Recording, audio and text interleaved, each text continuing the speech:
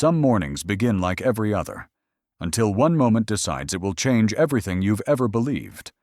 The mist that day was thick enough to swallow sound, the air cold enough to make breath feel like prayer. I had climbed that hill 1,000 times before, but never with the feeling that someone was waiting for me halfway up, someone who didn't belong to the living pace of our world. I didn't yet know that the frail man struggling through the fog wasn't just climbing for breath. He was climbing for forgiveness. The hill was always part of my life: red clay, thorny shrubs, and the smell of morning dew clinging to its spine. Each dawn, I carried baskets of fruit up to the roadside, where passing travelers sometimes bought enough to feed my family for a day. But that morning, something felt wrong. The air was too still, the birds too quiet. Even the sky seemed to hold its breath. Halfway up the slope, I saw him. An old man, tall but bent by weight I couldn't see, his gray coat soaked with mist. His shoes were fine leather, cracked from wear, not the kind of shoes you saw in our village. His steps faltered. His hand clutched his chest. He gasped like someone running from time itself. I dropped my basket, the fruit rolling down the dirt path, and ran toward him. "Sir, stop! You'll fall!" I shouted. But he only shook his head, stubborn, determined, his eyes fixed on the peak above. When I reached him, I placed my hand on his arm. His skin was cold, his pulse faint. "You shouldn't climb," I said gently. "It's dangerous up there." His lips trembled with a weak smile. "Everything worth remembering," he murmured, "is dangerous to climb back to." His words were strange, too heavy for the moment, as though they were meant for someone long gone. I offered him my water. He drank with shaking hands, the silver of his wristwatch glinting under the thin light. It was a luxury I had never seen this close before. The face of it was scratched, but still ticking, stubbornly alive like him. I wanted to ask who he was, but something in his eyes stopped me. There was pride there, yes, but underneath it, sorrow, deep and ancient, like waves eroding stone. He stumbled again, and instinct made me steady him. "Lean on me," I said. "The climb is easier if you don't do it alone." He laughed quietly, the sound dry and trembling. "Alone is all I've ever known, child. But perhaps the hill forgives those who ask for help."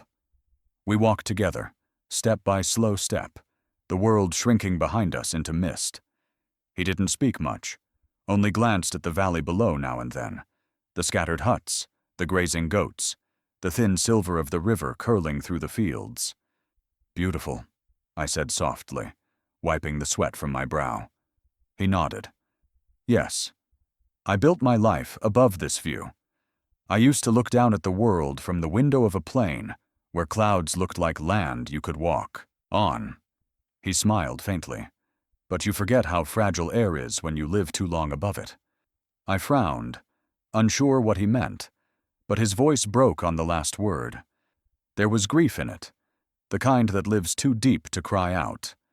When we reached the final bend, his breathing grew ragged. I offered to stop, but he refused. "No," he whispered, gripping my hand tighter. "If I stop now, I'll never see it again." The last few meters felt endless. The air thinned, the mist thickened, and then, suddenly, the hill broke open into the wide sky. The valley below shimmered under the sunlight, just piercing through the clouds. It looked like a painting the world had forgotten to finish. He stood still, trembling, his face turned toward the light. The wind tousled his silver hair as if welcoming him back. Tears welled in his eyes, but he smiled. "I built my life chasing horizons," he said softly. "Airports, offices, meetings above the clouds, all of it chasing a sky that never belonged to me." He turned to me, his eyes wet and bright. "Do you know what happens when you spend a lifetime above people?" I shook my head. "You forget how to see them." His voice cracked. The mist rolled around us, wrapping the hill in white silence. He placed a trembling hand on my shoulder. "Thank you, child. You didn't just help me climb. You helped me come back down to earth." He reached into his pocket and handed me a small pin. Gold, shaped like a wing, the kind pilots wear. "Keep this," he whispered. "It once opened doors in every airport in the world. But you opened something far greater." I looked at the pin, speechless. He turned back toward the horizon, eyes soft with memory. "I built my life above the clouds," he murmured. "Now I just want to remember what it feels like to stand beneath them." The wind rose again, cold and clean, wrapping around us like a goodbye. I turned to speak, but when I did, the man was gone, swallowed by the fog. Only his footprints remained on the wet earth, leading upward. Some kindnesses weigh more than gold, not because of what they give, but because of what they awaken. I thought that morning I had helped an old man catch his breath, but as we sat beneath the baobab tree and the light touched his trembling hands, I realized I hadn't saved him from the climb. I had interrupted his goodbye. He wasn't running from weakness. He was walking toward the end of a promise. We sat beneath the wide baobab, its roots clutching the earth like an ancient hand. The mist had thinned, letting the sunlight spill through the branches in soft, golden streaks. The old man's breath came slowly, but even now, his face is calmer than before. I gave him the last of my water, and he drank quietly, his eyes closed, as though listening to something only he could hear, the sound of wind moving through memory. After a while, he looked at me and smiled faintly. "You shouldn't have stopped to help," he said. "The world doesn't reward kindness anymore." I shrugged. "Then maybe it needs reminders." He laughed softly, a dry, weary sound. "A reminder," he murmured, as if testing the word. "Yes, maybe that's all I needed." I asked his name, and after a long pause, he said, "Daniel." Just Daniel, like he'd forgotten the weight of whatever came after. When I offered to call the village healer, he shook his head. "No doctors," he said quietly. "This sickness is between me and the wind. It will leave when I do." His words chilled me, but his eyes stayed gentle, almost peaceful. "You speak as if you've already said goodbye to life," I said. He smiled without looking at me. "Maybe I have. Maybe I've just been waiting for it to say goodbye back." We sat in silence for a while, the wind rustling through the tall grass. He reached into his pocket and took out a small, weathered notebook. Its pages were filled with faint lines and numbers, sketches of clouds, and what looked like flight paths. When he saw me glance at them, he said, "I used to chase the sky for a living. You'd be surprised how lonely it gets up there." I frowned. "Chase the sky? You mean you were a pilot?" He didn't answer right away. His gaze drifted to the horizon, where the clouds met the valley. "Once," he said finally, "long ago, when I thought being above everyone else meant I'd never fall." His tone carried regret so raw, I didn't dare ask more. Instead, I asked the first thing that came to mind. "If the sky gave you wings again, what would you do with them?" He turned toward me then, slowly, carefully, as though the question itself was a fragile thing. "Wings," he echoed, his lips curving into a faint smile. "I think I'd use them to go back." "Where?" I asked. "To the place I left behind when I started climbing." I laughed softly, trying to lighten the weight in his words. "I think I'd fly just high enough to see home. No higher. Too much sky makes people forget the ground."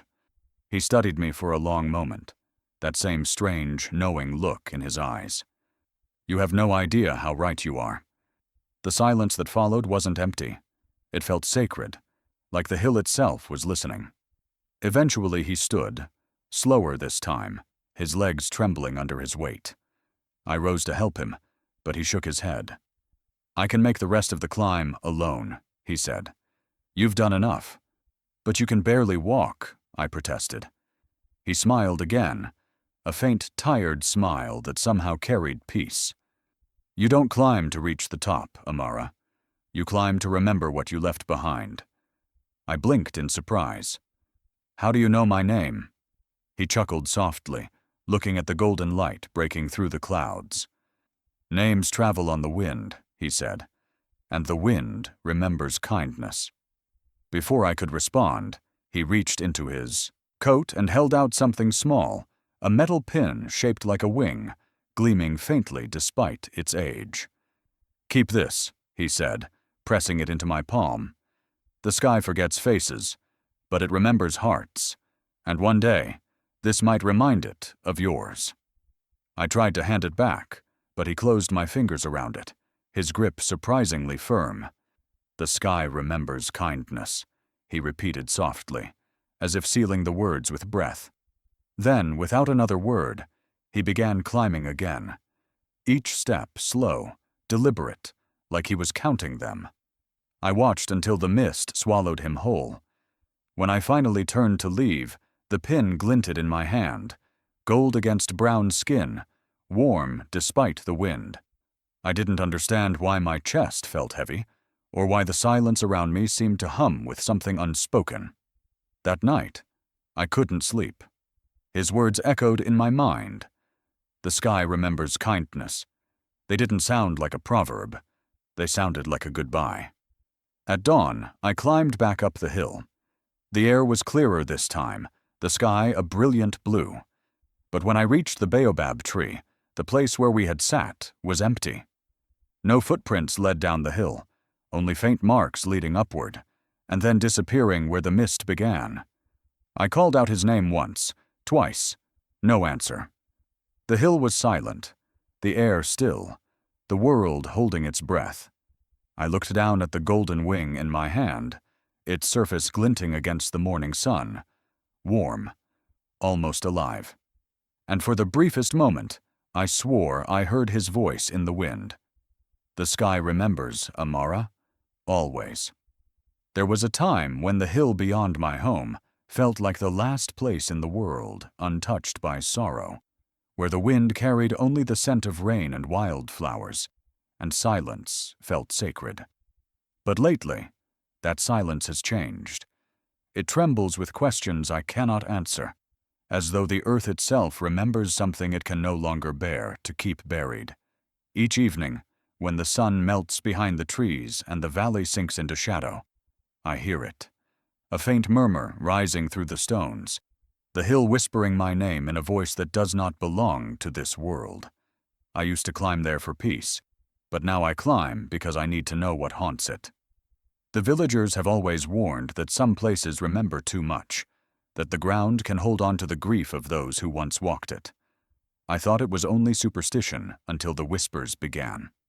They came first as rumors, a stranger wandering barefoot at dusk, muttering about flights and failures, his face pale, his eyes lost somewhere between guilt and madness. His story wove itself through every conversation, through the smoke rising from the tea stalls and the murmur of the marketplace. Some said he was a lost traveler. Others swore he was a spirit returned to finish what life had left undone. But when I heard the sound that night, a low hum rolling across the valley like a heartbeat trapped inside the clouds, I understood the whispers were more than stories. They were warnings. I stood at my window, every sense sharpened by the cold breath of the night. The air shimmered, trembling with something unseen. The sound grew louder, like engines far away, yet no lights streaked the sky. There were no planes, no birds, no wind, only the pulse of something that shouldn't exist. The next morning, I walked the trail that curled up the hill. My steps echoed too loudly, my heart matching their rhythm. Halfway up, I found something glinting beneath the grass. A pen, smooth, heavy, engraved with the initials D.W. It looked too fine for our small village, the kind of thing that belonged in an office overlooking a skyline, not lying abandoned on a hill forgotten by time. I should have left it there, but I didn't. I slipped it into my pocket, and from that moment, the whispers followed me home. At first, they came faintly, like the hum of wind through hollow wood, but soon they grew clearer, forming words that vanished when I turned to listen. I began to dream of crashing metal, of fire lighting up the night sky, of a man calling out from the wreckage. My grandmother noticed the change in me.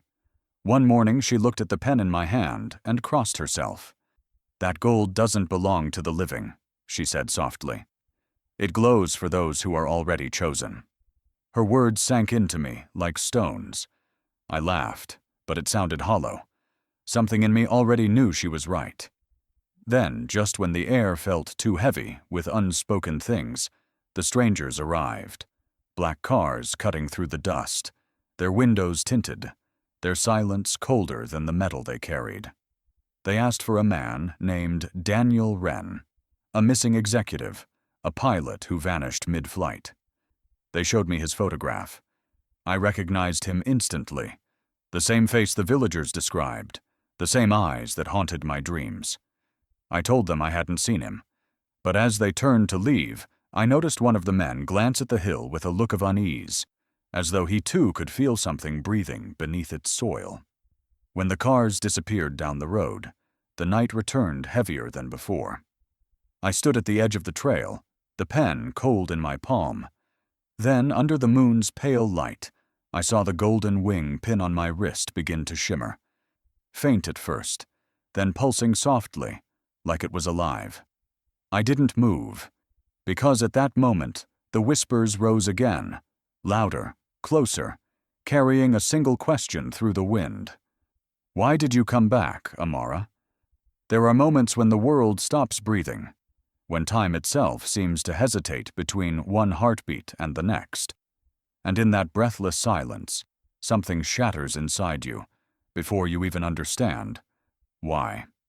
That was how I felt the morning I heard the name Daniel Ward on the radio, a name that turned a passing encounter into a haunting revelation, a name that belonged to the man who had looked into my eyes on that lonely hill and whispered, "Not all flights have wings." The voice of the newsreader trembled as she spoke, words falling like shards of glass through the static. "Daniel Ward, CEO of Aerowings Airlines, has gone missing after abruptly resigning late last night. Investigators believe his disappearance may be linked to internal corporate distress or possible sabotage." For a moment I couldn't move. The teacup slipped from my fingers, crashing against the floor, but I didn't even hear it. My mind was already back on that fog-covered hill, seeing him struggle against the wind, hearing that quiet confession that hadn't made sense until now. I walked to the window, drawn by something I couldn't name. The morning light fell heavy on the shawl draped over my chair, the same shawl I had wrapped around his shoulders when he was trembling from the cold. The golden wing pin he'd left there caught the sun, burning like a signal I could no longer ignore. Outside, the village was alive with whispers. Neighbors gathered by their radios, their faces drawn in disbelief. A CEO disappearing? How does a man with everything just vanish? Someone muttered. But I knew it wasn't just a disappearance. It was a fall. Not from the sky, not from altitude, but from power, from certainty, from the illusion of control. And somehow I had been pulled into its wake. I kept hearing his voice in my head, calm, haunted, deliberate. Sometimes flying is just falling with direction. That evening, unable to rest, I returned to the hill. The same wind met me there, restless, heavy with secrets. The grass bent as if bowing to something unseen. The ground bore fresh tracks, leading toward the valley below. Something had been dragged away. My heart pounded as I followed the disturbed earth, every step echoing like footsteps in a dream. Then I saw it. A silver cufflink glinting beneath a rock, engraved with the same golden wing. I knelt, brushing away dirt, feeling its icy metal press against my skin. The wind rose suddenly, howling through the valley, and I thought, for a moment, I heard his voice carried within it. "Amara." I froze. My name. Clear, desperate, but impossibly distant. The sound twisted through the air before fading into silence, leaving only the racing of my pulse and the trembling of my hands. Night fell fast. Clouds thickened above me, swallowing the last trace of light. I hurried home, but the feeling wouldn't leave me, that someone, or something, had followed. Inside, I wrapped the shawl tighter and tried to convince myself it was imagination. Yet when I glanced down, the golden pin shimmered faintly in the dark, as though reacting to something unseen. Sleep came like a thief, sudden and uneasy. In the dream, I was back at the summit, the world spinning slowly beneath a crimson sky. Daniel stood there again, the same calm in his eyes, only now his face was streaked with light, fragments of fire breaking through the clouds above. He turned toward me, lips moving silently, but I understood the words. It wasn't an accident. I woke up gasping, the taste of smoke lingering in my throat. My room was cold, unnaturally still. Then, from far away, came the faint thump of helicopter blades. I ran to the window. Down in the valley, beams of light cut through the fog. Rescue teams searching the gorge. The news soon followed. Wreckage possibly belonging to Aerowings aircraft located in Mistvale Gorge. No survivors found. My hands trembled as I touched the pin again. It was warm this time, pulsing faintly against my palm, like a heartbeat, as if it recognized what I had just heard. At dawn, a helicopter passed low over my home, its body painted silver, its insignia gleaming gold, the exact same emblem pinned to my shawl. Only this time, the symbol felt less like a memory, and more like a warning. When the helicopters finally vanished beyond the horizon, silence fell over the valley like a closing curtain, heavy and suffocating, as if the world itself had paused to mourn the man who had once defied gravity, and lost not to the sky, but to the weight of his own heart. I stood there, still clutching the shawl that carried the golden wings he'd left behind, and for the first time, the air around me felt alive with guilt, not because he had fallen, but because some part of me had unknowingly helped him take the final step toward his chosen freedom. The next morning, the valley looked less like a place and more like a memory fading in slow motion. The search crews moved with tired precision, their boots sinking into the soft ground that had swallowed too many secrets. Every time one of them looked up toward the hill, I turned away, afraid that the truth might be written somewhere on my face. They called it a suicide, the elegant end of a powerful man crushed under the invisible weight of his own empire. I listened to them talk as if they knew him, as if they had seen the look in his eyes when he said, "Not all flights have wings." They didn't know that the man they were trying to label had already surrendered long before his plane ever left the ground. I wanted to scream, to tell them they were wrong, but grief has a strange way of tying your voice to silence. So I watched in quiet torment as they dug, measured, and recorded, turning tragedy into paperwork. It was near the ridge, where the soil still held the faint scent of burnt metal, that I saw something half buried under the mud. At first I thought it was debris, just another fragment of his vanished world. But as I brushed the dirt away, my fingers met the familiar texture of leather. A notebook, waterlogged, its cover torn and edges softened by rain. The initials DW were barely visible, but that was enough to make my knees weaken. I glanced around. No one was looking. With trembling hands, I slipped it inside my coat and walked away, pretending I hadn't found anything at all. Back home, I waited until night had swallowed the last trace of sunlight before I dared to open it. The pages clung together, fragile and swollen from the storm, but nestled between two of them was a sealed envelope. The handwriting on the front was unsteady, yet deliberate, and it stopped my breath. To the girl who helped me climb. My hands shook as I tore it open, half afraid of what I'd find. The letter was smudged with raindrops, and the ink had bled like veins across the paper. But his words still lived there, fragile yet unbroken. To the girl who helped me climb, you once asked me why I was walking toward the storm. You thought I wanted to escape the world below. But the truth is, I was searching for forgiveness the sky could never give. I've spent a life chasing clouds, believing that height could erase the noise in my soul, that maybe above the clouds, I could find peace. But peace doesn't live up there. It lives in moments like the one you gave me, when your kindness made the earth feel forgiving again. Still, I knew I had to keep going. Some journeys are not meant to end in safety. Some are meant to end in silence. I couldn't breathe as I read those words. The candle beside me flickered, and I thought of how calm his face had looked that day, like a man already halfway between the earth and the sky. I turned the page and found small fragments scribbled in the margins, broken sentences that hinted at a truth far greater than despair. They took what wasn't theirs.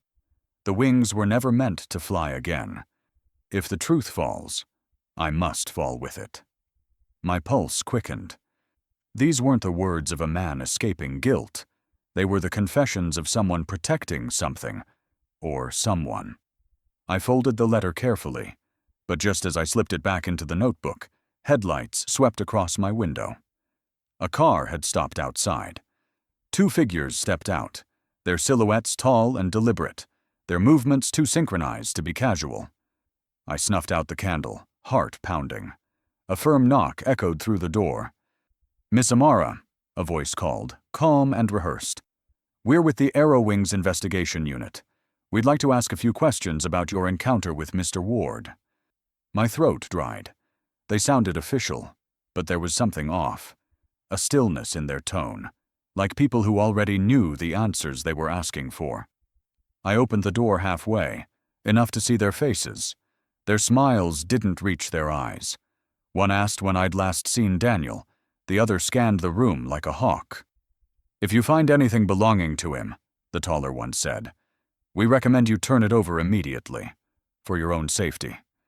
I nodded, forcing a weak smile, and watched as they walked away, their dark car melting back into the mist. The moment they were gone, I rushed to the bedroom and lifted the floorboard near my bed, hiding the notebook in the hollow space beneath. For a long time, I sat there in the quiet, staring at my trembling hands. Then my gaze fell to the last line of his letter. A line I hadn't noticed before, faint, but still legible. "If you ever look up and see gold wings, you'll know I kept my promise."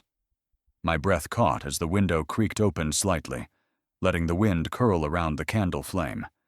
The paper fluttered in my hand, and for an instant, it felt as though his words were whispering through the air, carried by something unseen. Outside, the clouds parted just enough for a glimmer of gold to streak across the dark sky, and as the wind howled through the valley, I heard it again, his voice soft and distant, threading through the night like a secret, meant only for me. "Don't let them find it, Amara. Not yet." The night it arrived, the world outside my window was soaked in a silence that pressed against the glass like a held breath. The wind dragged its fingers through the trees, whispering my name with a familiarity that both comforted and terrified me. I had buried that name, buried the memories it carried beneath layers of time and denial. Yet as I stared at the envelope on my doorstep, cream paper, sealed in wax the color of old blood, I knew that the past I'd spent years running from had finally remembered where I lived. There was no return address, no sign of a messenger, only the faint trace of a scent I could never mistake. Rain on rust, the smell of my father's jacket the night he disappeared. My fingers hesitated above the seal, trembling not from fear, but from a strange recognition that whatever waited inside wasn't a beginning. It was an echo. The wax cracked like a brittle bone, and for a heartbeat I thought I heard something whisper inside the paper as I unfolded it. "You are cordially invited to return home. The truth waits by the river's edge. Tomorrow, 8 o'clock. No signature, no reason, just those few words that felt less like an invitation and more like a command issued by fate itself. I spent the rest of the night sitting on the floor, the letter lying open in front of me, the edges fluttering with the draft as if it breathed. The city outside never truly sleeps, but that night, it felt like it held its breath with me. A restless stillness humming beneath the streetlights. By dawn, I was already driving east, the road stretching ahead like an open scar. The sun rose reluctantly, filtering through the smog in dull orange streaks, painting the world in the color of rust and memory. Each mile brought me closer to the river, to the place I'd sworn never to return, to the night that had left a hole in me, shaped like guilt. The address led me to the edge of the industrial district, a skeleton of factories and warehouses long abandoned. The air was heavy with iron dust and the faint hum of something electrical, though the power lines above had long been dead. My car door creaked as I stepped out, every sound unnaturally loud against the stillness. The building in front of me loomed like a mausoleum of glass and steel, its broken windows reflecting fragments of the sky, like pieces of a shattered mirror. I pushed the rusted gate open, the sound echoing through the emptiness. Inside, dust motes swirled through shafts of weak light, moving as if stirred by invisible hands. A long table stood in the center of the hall, polished wood, clean despite the ruin around it, and at its head, an envelope identical to the one that had found my doorstep. My name again. The handwriting is identical. I tore it open. Inside was a photograph. Me, standing in this very hall, taken from an angle above where I stood. My heart stuttered. I looked up. A red light blinked in the rafters, the quiet pulse of a camera lens. Someone had been waiting, watching. The air shifted, thickening as the lights flickered once, twice, then steadied. A low hum filled the room, mechanical, rhythmic, like breathing. I took a step back, but a voice, calm and unmistakably familiar, echoed through hidden speakers. "You came after all. I wasn't sure you'd have the courage." The candles on the table flared to life one by one, casting tall shadows against the walls, 12 of them, unmoving. And as I turned toward the voice that should have been impossible to hear again, I realized the invitation hadn't come from the living. They say kindness has wings of its own, and sometimes it flies farther than the one who gave it. When I first pressed play on that message, I expected the hollow echo of regret, a man trying to right his wrongs from beyond his grave. But Daniel's voice didn't tremble. It carried the calm weight of purpose, the kind that could outlive its owner. His tone filled the room like wind filling a sail, steady, certain, endless. And in that moment, I realized this wasn't an ending. It was his way of beginning again through me. The screen flickered, and Daniel's face appeared, grainy, backlit by the sky, his old pilot jacket hanging loosely on his shoulders. He looked older than I remembered, but the eyes were the same, clear, steady, full of that maddening mix of sorrow and hope. "If you're watching this," he said, "it means the wind carried you here, Amara. You always said the sky was too big for one person. You were right." I froze, my name in his voice. It wasn't a recording meant for the world. It was meant for me. The message shifted, showing sketches pinned behind him, air routes, maps of distant villages, names of places I'd never heard, but could almost feel. "These are the places forgotten by time," Daniel continued, "where children still look up when they hear engines, but no plane ever comes. I want that to change. I want you to make that change." I felt my chest tighten. He spoke of an initiative, a fleet of small planes built not for luxury, but for connection. The Aerowings Foundation, he called it. His dream, to bridge the unreachable, to turn isolation into opportunity. "I've left everything to you," he said quietly. "The funds, the licenses, the routes, all in your name. You once told me that flight isn't about escape, it's about return. You reminded me what it means to look down and see home instead of distance." My breath caught. Clara, his assistant, stood behind me in the reflection of the glass wall. She was silent, her eyes glistening as though she'd heard this 100 times and still couldn't bear it. When the screen went dark, Clara finally spoke. "He said you reminded him what flight truly means," she whispered. Her voice cracked, and I saw, maybe for the first time, that grief isn't always loud. Sometimes it just sits beside you quietly, waiting to be understood. I turned toward the window. Beyond the skyline, the clouds drifted low, silvered by the late afternoon sun. I imagined him somewhere beyond them, watching, waiting for me to rise. "Why me?" I asked, more to the air than to her. He had the world at his feet. Clara smiled faintly. "Because you never wanted the sky for yourself." For a long moment we stood there, two people bound by someone else's dream, listening to the hum of the city far below. I wanted to speak, to protest, to ask 100 questions, but all I could do was hold the letter he left and feel the weight of it. Heavier than any metal, lighter than air. My thoughts scattered between gratitude and guilt. I had spent so long running from the horizon, and now the man I once tried to forget had handed it back to me, wrapped in faith I didn't think I deserved. Clara placed another envelope in my hands. "He wanted you to have this too." Inside was a plane ticket. One way. I stared at the destination printed in bold, unfamiliar letters. The Hill of Mercy. The name sent a chill through me. I had heard it before, whispered once by my mother on a night she thought I was asleep. The place where prayers went unanswered and debts of the soul were paid in silence. My pulse quickened.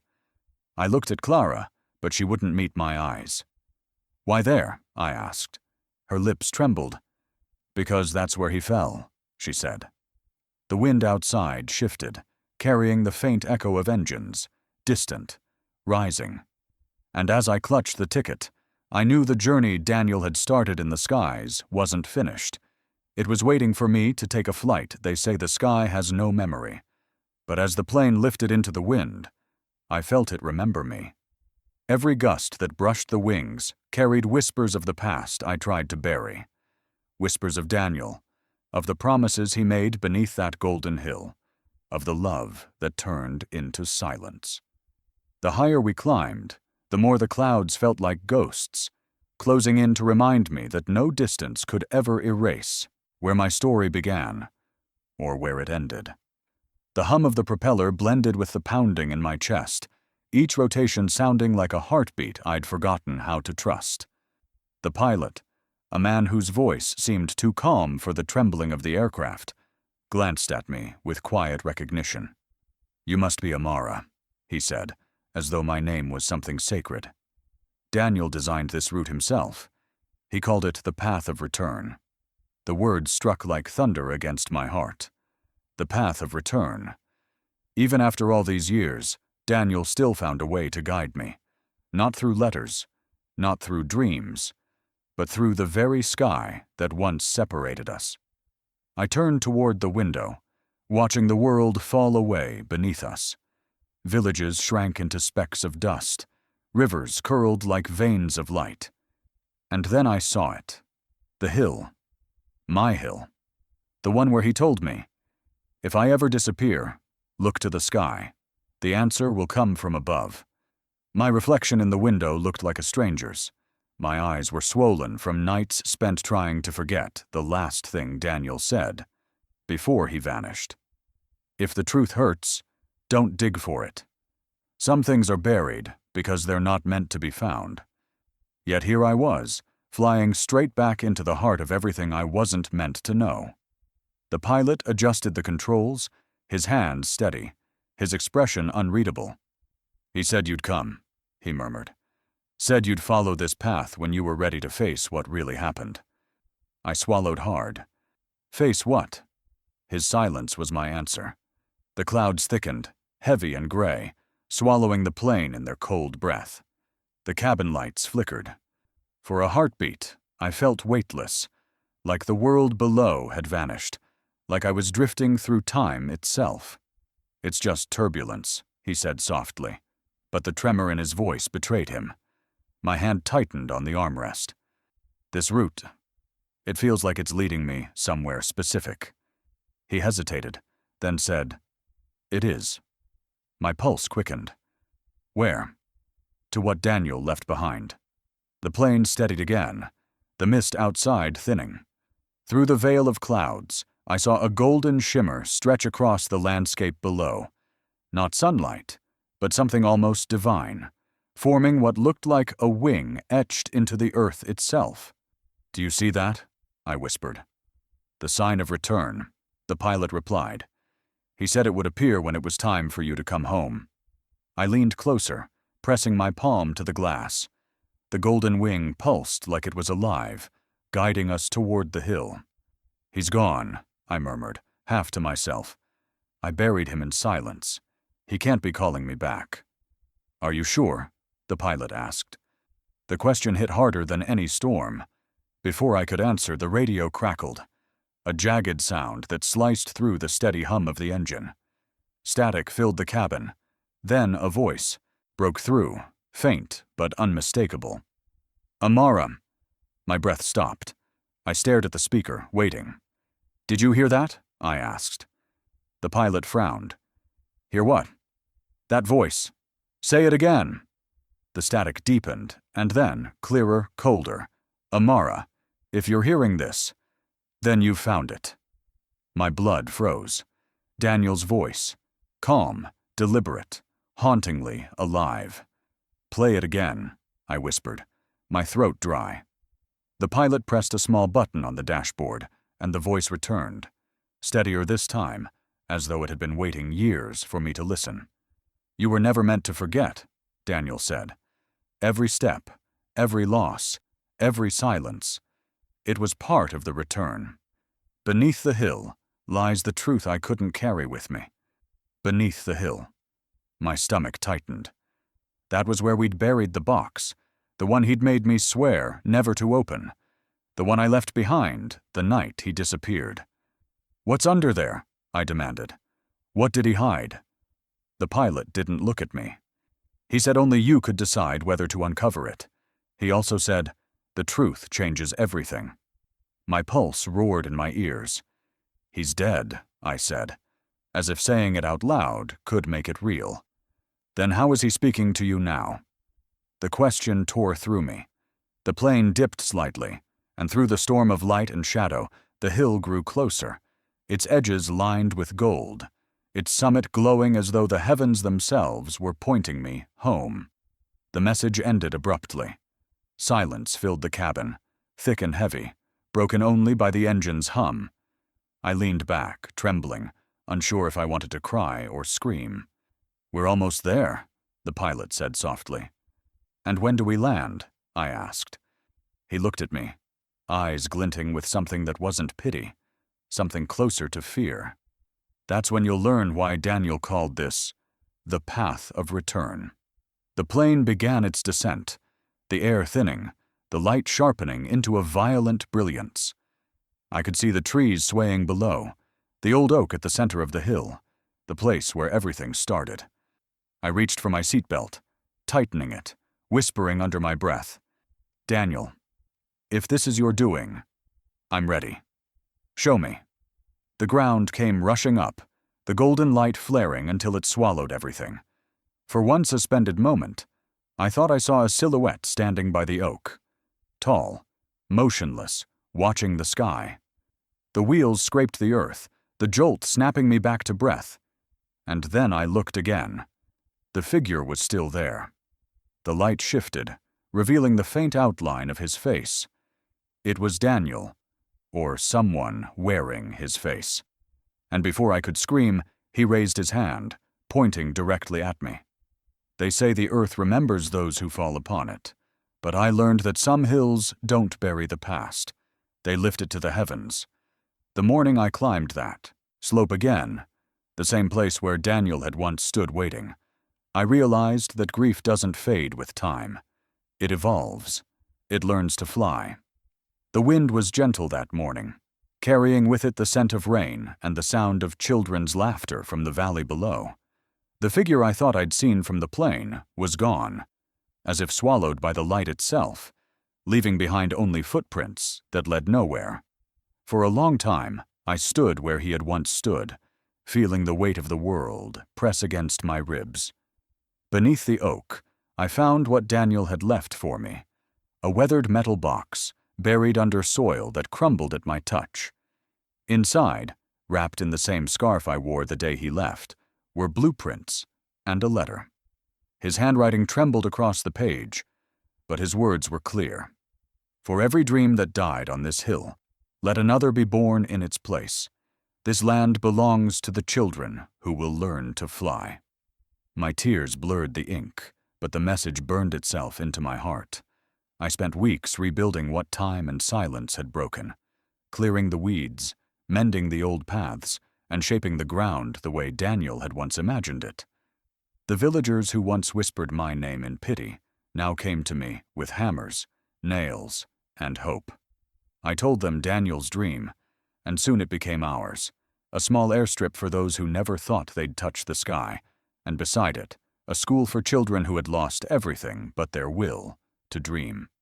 We called it the Hill of Flight. The first plane that took off from that strip wasn't a grand machine. It was small, loud, and barely held together by the love that built it. But when it rose into the sunlight, the crowd below gasped as though witnessing a miracle. I felt Daniel's spirit in every gust of wind, in every cheer that echoed across the valley. Some nights, when the world went quiet, I would sit beneath the oak and listen to the hum of planes in the distance, whispering prayers into the sky. I imagined Daniel somewhere beyond the clouds, smiling at what we had made of his dream. As the months passed, the airstrip became a symbol, not of loss, but of return. Orphaned children came from villages far away, clutching letters and photographs, stories that sounded like my own. I taught them not just to fly, but to believe that broken wings could still carry them home. "Why do you call it the hill that touched the sky?" a little girl asked me once, her eyes wide with wonder. I smiled and told her the truth. Because it reminds me of someone who tried, and never stopped trying. The opening ceremony for the school was held on a day so bright it felt unreal. The entire village gathered, dressed in colors that shimmered like the morning sun. Children held paper wings, songs filled the air, and I felt something I hadn't felt in years: peace. I stood before them, Daniel's letter clutched in my hand, and spoke from a heart no longer afraid to break. He believed that flight wasn't just about leaving the ground. It was about believing you were meant for something higher, even when the world told you to stay small. This hill, our hill, will never let us forget that. Applause rolled through the valley like thunder, and for the first time since Daniel's disappearance, I didn't feel alone. I looked up at the sky, a boundless canvas of blue and light, and whispered, "We did it, Daniel." But the wind had other plans. A sudden gust tore through the air, strong enough to snatch the shawl from my shoulders. It spiraled upward, carried higher and higher, until it became a streak of crimson against the pale sky. The crowd gasped as it drifted toward the horizon. I followed it with my eyes, my breath caught halfway between laughter and tears. The shawl rose higher, impossibly high, until it brushed against the wing of a passing plane. For a moment, it clung there, fluttering in the sunlight like a sign. And then, as if carried by unseen hands, it vanished into the clouds. The crowd fell silent, staring skyward. I felt the air shift, warm, electric, familiar. A voice echoed faintly through the breeze. "You gave them wings, Amara. Now it's your turn." I turned toward the hilltop, heart trembling, and in the distance, through the shimmer of gold and light, a shadow stood, waiting. The sky speaks, but only to those who have once listened to its silence. I used to think clouds were just water and wind, but that morning, as I climbed into the small training aircraft with Daniel's shadow still lingering in my mind, I realized the sky is a living thing. It remembers laughter, it remembers loss, and if you listen closely enough, it will whisper back the voices it once carried away. The airstrip shimmered in the morning light, still quiet after the ceremony. The crowd had gone, the music had faded, and only the echo of Daniel's words. "You gave them wings, Amara. Now it's your turn." remained, haunting and warm all at once. I had told myself it was only the wind, but my heart knew better. The plane waited at the edge of the runway, its silver body gleaming beneath the sun like a promise not yet broken. I ran my hand across the smooth metal, feeling the hum of possibility beneath my fingertips. The children watched from the school steps, their faces glowing with the same kind of hope Daniel once carried in his eyes. "One flight," I whispered, fastening my belt. "For him." The engine roared to life, echoing through the valley. The vibration beneath my seat felt like a heartbeat, steady, alive, as though the sky itself was preparing to open its arms. I pushed the throttle forward, the world trembling as the wheels left the ground. The earth fell away. The village became a painting of color and memory, the airstrip shrinking into a silver thread, and for the first time, I understood what Daniel must have felt the day he designed this route, that impossible mix of terror and freedom. The higher I climbed, the more the air changed. It wasn't just altitude, it was presence, a sense that something unseen was watching, guiding, waiting. I turned the dial on the radio out of habit, letting the static hum through the cabin. Then, somewhere between one cloud and the next, the static shifted. A faint voice broke through the noise, soft, distant, familiar. "Amara." My breath caught. "Daniel?" My voice cracked, swallowed by the wind. I leaned closer, adjusting the frequency. The static pulsed, then cleared, and his voice filled the cabin, clearer than memory, more alive than any dream. "The sky remembers kindness," he said. His tone was calm, steady, the way it had always been when he wanted me to listen, not speak. The words rippled through the cabin like light, filling the space with warmth. I closed my eyes, gripping the controls, and let the sound wash over me. "The sky remembers kindness." I whispered it back, each syllable trembling against my lips. The message continued, not as a farewell, but as a confession left for me to find. "You taught me that flying wasn't about escape," Daniel's voice said. "It was about returning the world something worth flying for." My heart ached. Every moment I had spent grieving him now felt transformed. Not an ending, but an inheritance. The truth I had searched for all those years wasn't buried under the oak or written in letters. It was carried by the wind, waiting for me to rise high enough to hear it. I wanted to answer him, to speak into the radio and tell him he was right, that his dream had lived, that the children were learning, that we had built something lasting. But the radio stayed silent, as if the sky itself was listening, asking me to let my silence be the reply. I looked out the window. The clouds were endless, soft as whispers. The sunlight turned them gold at the edges, and for a fleeting moment, I imagined Daniel's face there. Not as a ghost, but as a memory returned home. "You never left," I whispered. "You just changed your shape." The plane steadied as if it heard me. The controls felt lighter, almost guided by something unseen. I climbed higher still, chasing the shimmer of gold that danced between the clouds. Below, the world was nothing but color and distance. Above, only light. Then the voice returned. One final message, so faint I almost thought I imagined it. "If the sky remembers kindness, Amara, then it remembers you." My chest tightened. A tear rolled down my cheek and fell, catching the sunlight like a diamond before disappearing. I laughed softly through the tears. "Goodbye, Daniel," I whispered. Or, maybe, hello again. The wind pressed against the wings, gentle but firm, lifting me higher than I had ever been. The sky seemed to open wider, the sunlight flooding the cockpit in gold. I could feel the world letting me go, not to lose me, but to carry me forward. And then I saw it. The clouds shifting before my eyes, curling into the unmistakable shape of two golden wings stretched across the horizon. They shimmered, vast and alive, as though the sky itself had remembered its promise. For one impossible heartbeat, they pulsed with light. Then, as quickly as they formed, they dissolved back into white, leaving only silence. But in that silence, I heard his voice again. Keep flying. Some promises aren't made with words. They're carved in the sky, written between the wind and the sun, waiting for those who remember how to look up. I used to think keeping a promise meant holding on, but years have taught me that sometimes keeping a promise means letting it grow beyond you, into something the world can touch, even when you're no longer there to guide it.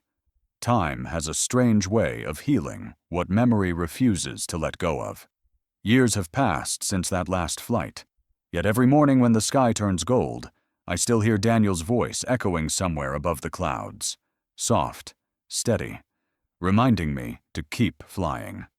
The village that once whispered in sorrow now hums with life. The airstrip has grown into a small training center, and the school beside it has turned into the Wings of Earth Foundation, an academy where forgotten children learn not only to read and build, but to believe that the impossible is only another name for courage. They call me the Sky's Daughter now. A name I never asked for, but one that carries both honor and ache. To them, I am the woman who turned grief into gravity and loss into lift. But I know better. I am only the keeper of Daniel's promise, the one who made the world remember what he gave up everything to build. On the foundation's walls, his words are etched in bold letters. Help someone climb. It's a quote that has become our compass, a quiet reminder that no dream means anything unless it lifts someone else with it. Every new pilot who takes off from our runway carries that line stitched inside their sleeve, a piece of him flying through every sky. Yet no matter how high our planes soar, a part of me still looks to that hill, the one where his voice first returned to me through the wind. Every year, on the same morning he disappeared, I climb it alone. I carry his walking stick, the same one he used on our last hike together, polished smooth by time and engraved with his final message. Help someone climb. The path is rough, overgrown with wild grass and memories, but I never rush. Each step feels like a conversation between the woman I've become and the girl who once waited here, heart full of unanswered prayers. Sometimes I imagine Daniel walking beside me, silent, smiling, his gaze fixed on the horizon. The air always feels heavier when I reach the top, as if the hill itself remembers every secret we ever whispered to the wind. Standing there, I can see everything, the airstrip glinting in the sun, the village blooming in color, the children chasing shadows of planes that carve the sky above them.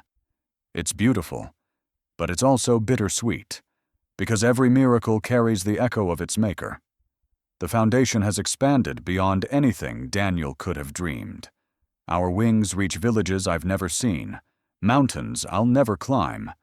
Pilots from across the world write letters, telling me how the story of a boy who built hope from a hill changed the way they see the sky. Sometimes, late at night, I read those letters aloud beneath the oak tree. I imagine Daniel listening, laughing quietly at how far his promise has traveled. I tell him about the children who named their first plane the Daniel Bird, about the orphan who learned to fix engines by watching the stars. I tell him I kept his dream alive, even when mine had long since faded. Yet deep down, there's always one thought that never leaves me. Was this what he meant by return? Maybe he never wanted to come back for himself. Maybe he wanted the sky to carry his kindness to others, forever repeating the sound of his heart in every echo of the wind. The years have turned me gray at the temples, but I still fly. Each flight feels like a conversation with something eternal, like touching the edge of heaven and finding fingerprints instead of clouds. One morning, before dawn, I wake with the same feeling I had the day I first found his box, that strange pull, that unspoken call from the horizon. Without thinking, I take his walking stick and begin the climb again. The air is colder than usual, the silence sharper.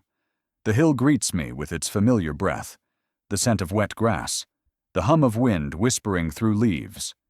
At the top, the world opens, vast and golden, the valley still asleep beneath a thin veil of mist.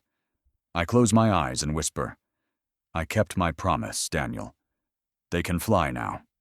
When I open my eyes, a distant roar breaks the quiet. I look up, and there, slicing through the morning light, is a jet soaring higher than any I've ever seen. Its logo glints like fire, a golden wing, bright and unmistakable. My breath catches as tears flood my eyes, because for the first time in years, I don't just feel the sky remembering him. I feel it bringing him back. The earth forgets footsteps, but the sky never forgets the hands that lifted another. I have lived long enough to see fields change color, faces blur with time, and memories fade into silence. Yet the sky, the endless, untamed sky, still carries the names of those who dared to lift someone higher than themselves. That's how I know Daniel was never lost. He was only learning a new way to rise. The morning light now falls softer than it used to. My hands tremble when I hold the walking stick. Its engraved words, "Help someone climb," worn smooth by years of touch. The hill that once felt so steep is smaller now, yet somehow it still feels sacred, like the earth itself remembers where his dream began. I sit beneath the oak tree, the same one that shaded our last goodbye, and watch the valley below unfold like a living memory. The airstrip gleams silver in the distance, the school beside it filled with the laughter of children who have never known what it means to be grounded by fear. They call it the Wings of Earth Academy now, a name that Daniel once scribbled in his old journals. He said it meant hope rooted in soil, but free enough to touch heaven. Every year, new students arrive from across the country. Orphans, wanderers, dreamers. They learn to fly, not because they seek escape, but because they've learned that every lift carries a promise, to rise and return, stronger and kinder. I can no longer climb as I once did, but the hill is kind to me. The wind bends the grass aside, as if clearing my path. Sometimes I speak to it, pretending Daniel still lingers there, his laughter tangled in the breeze.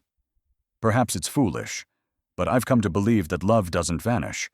It simply changes form, like clouds becoming rain, then sky again. The children I once taught have grown now. They pilot aircraft that carry Daniel's insignia, the golden wing, etched on every tail. When I hear their planes overhead, the sound feels like a heartbeat that never stopped. Teacher Amara, they still call me, though my voice has grown soft and my hair is silver. When they visit, they tell me about the cities they've seen, the lives they've touched, and how strangers now speak Daniel's words without ever knowing his name. That is how legacies breathe, quietly, endlessly. Sometimes, in the evenings, I sit by the radio that once carried his voice. It no longer speaks, only hums faintly when the wind is strong enough. But I've come to love that sound. It feels like a conversation continuing without words. Today, as the sun lowers and the sky turns molten gold, I begin recording a message of my own, not for the world, but for whoever finds it after I'm gone. My voice is slower now, but my heart beats as it did on that first flight. This, I say into the microphone, is the story of how a stranger's weakness built a future stronger than steel, of how a man who fell in silence taught the world that the real measure of flight isn't how high you rise, but how many you lift with you. I pause, listening to the echo of my own breath. The room smells of old paper and rain. I glance at Daniel's walking stick leaning against the window, the same one that carried both of us up this hill long ago. He didn't fall, I whisper, smiling through tears. He rose differently. Outside, the children's laughter fades into the hum of engines. A group of young pilots is preparing for a cross-country flight, their aircraft shining in the twilight, each one marked with the same golden wing that once shimmered on the horizon of my youth. I watch them taxi down the runway, my heart swelling with pride and peace. They are Daniel's voice now, his kindness taking form in every flight. A gentle breeze stirs, brushing against my face like a familiar touch. I close my eyes, letting it carry me back to every promise, every silence, every goodbye. And then I hear it. Faint, steady, the same voice I once followed through the clouds. When the wind touches my face, I whisper, smiling toward the horizon. I know it's him. The man who taught me that real flight begins when you help someone climb. If Amara's journey reminded you that broken wings can still rise, you belong here. Subscribe for more stories that prove hope doesn't fade. It just learns to fly again. Like, share, and tell me, who helped you climb when you thought you couldn't? Because here, every story we tell lifts another soul toward the sky.